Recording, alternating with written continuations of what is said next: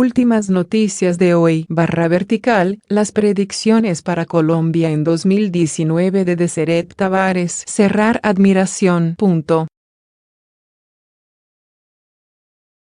La astróloga ve un panorama sombrío en personajes como el presidente Iván Duque y el fiscal Néstor Humberto Martínez.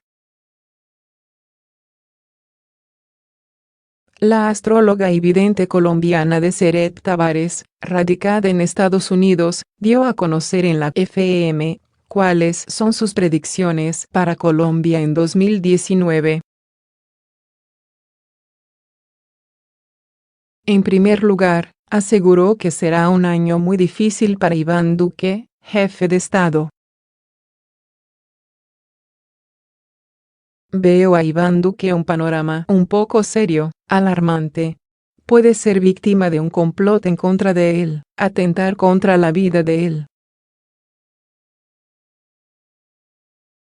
Dos personas lo van a traicionar, aseguró. Tavares también dijo que en 2019 una serie de escándalos se destaparán, sin especificar alguno en específico, los cuales sostuvo afectarán notablemente la reputación del presidente Iván Duque.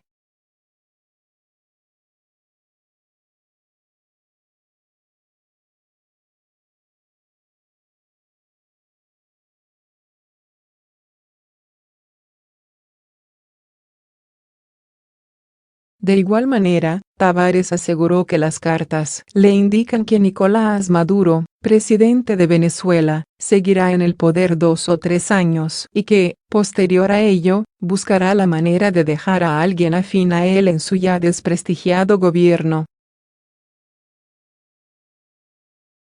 Deseret Tavares agregó que ve a James Rodríguez dejando a un equipo.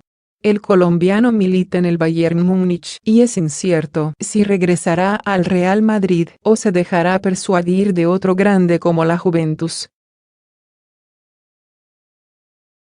Finalmente, indicó que ve a la selección Colombia celebrando algo importante, pero rehusó sostener si se trata de la Copa América que se disputará en Brasil entre el 14 de junio y el 7 de julio de 2019. Sobre Claudia López, ex senadora, dijo que la ve triunfando este año, sin precisar con exactitud si ello implica que ganará la contienda y se convertirá en la próxima alcaldesa de Bogotá. Sin mencionar la alcaldía de Bogotá, habló de un cargo importante. ONU dice que el gobierno de Iván Duque ha cumplido los acuerdos de paz. Emilio Archila, alto consejero para el posconflicto, dio cuenta del informe del organismo.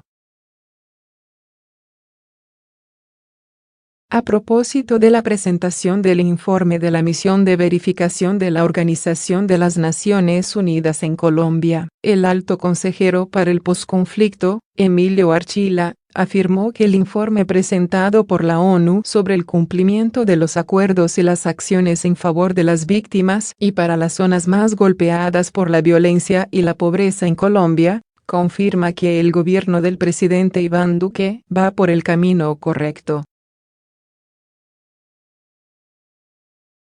El reporte se refirió de manera específica a la gestión del presidente Duque en sus primeros 100 días de gobierno y exaltó no solo la seriedad con que asumió el cumplimiento de los acuerdos, sino el énfasis en avanzar en sus propósitos de que Colombia sea un país en que se prioricen los derechos de las víctimas y se avance en un marco de equidad, legalidad y emprendimiento. Adicionalmente, la ONU destacó el lanzamiento de la política de estabilidad denominada Paz con Legalidad, como un gran instrumento para estabilizar las áreas más golpeadas por la violencia, en 170 municipios, en un plan a 15 años que evitará el regreso a fenómenos de violencia, narcotráfico, pobreza y violación de los derechos humanos. El secretario general de Naciones Unidas está completamente de acuerdo con el entendimiento y propuesta concebidos en la política del presidente Duque, en la que se señala que atacar la violencia y la pobreza en esas regiones se ha convertido en un asunto de seguridad nacional, indicó el alto consejero. Igualmente, en el reporte se enfatiza la importancia de tener planes concebidos en la manera en cómo el gobierno del presidente Duque lo ha mencionado. A largo plazo, consensuados con las partes interesadas, coordinados, focalizados y articulados, de manera tal que se traduzcan en acciones efectivas que cambien la realidad en los territorios más afectados por la violencia. La Organización de las Naciones Unidas ofrece su apoyo a la implementación de las iniciativas de la política paz con legalidad del presidente Duque y comparte la necesidad de la focalización de los esfuerzos propuesta por el nuevo gobierno, que inyectará mayor vigor y viabilidad a la reintegración socioeconómica de los excombatientes, sostuvo Archila. Igualmente, sobresale el hecho de que la política de paz con legalidad haya reforzado el criterio de que la implementación y la estabilización de los territorios más afectados por la violencia y la pobreza deba hacerse en un periodo de 15 años, y que, además, tenga en cuenta la necesidad de desarrollo rural, la responsabilidad de acompañar a los excombatientes y a las familias que se acogieron a la sustitución voluntaria de cultivos ilícitos y la relevancia de cumplirles a las víctimas. De acuerdo con el alto consejero, otro aspecto que rescata el informe del secretario general es el hecho de que se considera relevante la regularidad con la que se han venido reuniendo los cuerpos bilaterales previstos para la implementación.